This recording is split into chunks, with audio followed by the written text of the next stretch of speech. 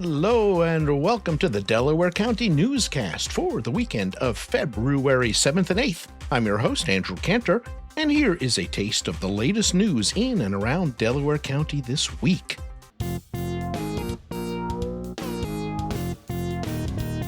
So the village of Sidney just finished installing water meters in every building it could. It's part of the $9 million upgrade to the village's water system. And with the new system comes new water rates. The village trustees settled on charging a flat rate of about $34 per quarter for the first 12,500 gallons. And then you pay $3.15 for each 1,000 gallons after that. So everybody starts off with a flat rate. But here's the thing, most single-family residences won't use that much water, but they still have to pay for 12,500 gallons a quarter. And this has become kind of a bone of contention. So the Sidney trustees are working on coming up with a new billing plan. Actually, they're looking at a couple. Both of the plans they're looking at do kind of the same thing. They bill residential properties less and commercial and industrial properties more. In other words, homeowners won't have to pay for 12,500 gallons of water every quarter, and the places that use a lot more water will pay more. As long as the village brings in about $49,000 per quarter, it's all good. The question is, should there be 2 tiers of water users or 3? But it probably doesn't make much of a difference. Either way, most single-family homes would see their water bills drop from, $34 a quarter to $29. In other words, they would save $20 a year. But it's not just about the money, it's about being a little more fair, even if you need some math to figure out how to do it. Let's take a quick look at some of the county's financial news. It's a little more interesting than you might think. On the bad side, apparently the state Supreme Court is hearing tax cases and awarding people refunds, but not telling the county about it. And that came as a surprise to county officials who were looking at suddenly having to pay out 4 years' worth of tax refunds they didn't budget for. Meanwhile, the Department of Public Works was planning to add a fiber optic connection to the landfill it runs. But the $20,000 bid it got was back in 2020, and in the last few years, in case you've missed it, inflation has been pretty bad. So the latest quote, not 20 grand, 100 grand. Yikes. The good news is that while the county is looking at those surprise expenses, it really cashed in when it came to sales tax. Last year, officials were expecting about $21.5 million, but they ended up taking in almost $35 million. That's 61% more than they expected. They still won't share that with towns and villages, though.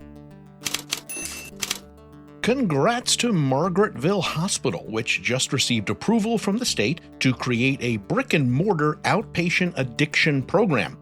The brick-and-mortar part is the important part because the county hasn't had a physical place people could go for treatment for substance abuse. Actually, it's more than just substance abuse, it's addiction, period. And that includes gambling and shopping and whatever else people might have a problem with.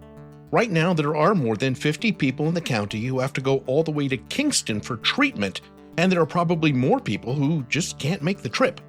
The hospital will use the state's seed money to renovate a building, start hiring staff, and doing all that important background stuff so it can open the new treatment center early next year. Did you know that Delaware County's 911 system is one of the most efficient in the country? The average time for an operator to answer is about 4 seconds. Across the country, it's 6 seconds. And the county's had more than 28,000 calls in 2025. That's almost 77 a day. In a weird twist, apparently not only are people using 911 for non-emergencies, some other people are using the county's non-emergency line for emergency calls. But they are all being answered. Walton took a break from talking about ATVs and UTVs for trustees to tackle the next big issue in the bustling metropolis of the village: traffic and parking. The biggest issue is fixing traffic issues around Townsend Elementary School. At the end of the day, you've got parents doing pickups, you've got kids walking home, and you've got 13 school buses trying to get in and out, and there are no parking and no standing zones that aren't being enforced. Mayor Bjorn Eilertson actually suggested that residents try to enforce the parking laws, but that was met with, let's just say, pushback. On the other hand, Police Chief Tahir Hack said his department doesn't have enough officers to enforce those laws. Someone else said that the school is part of the problem and it should release the bus riders from the front door and let the rest of the kids out the back door. And someone else suggested that some kids could walk home rather than being picked up. But other people said the village isn't safe because of a rampant drug problem. Did you know that it's unsafe to walk in Walton? I didn't. Anyway, the trustees decided not to do anything when it comes to traffic around the school just yet, but they did make a few changes to parking rules on other streets in the village, even though it seems like they probably won't be enforced.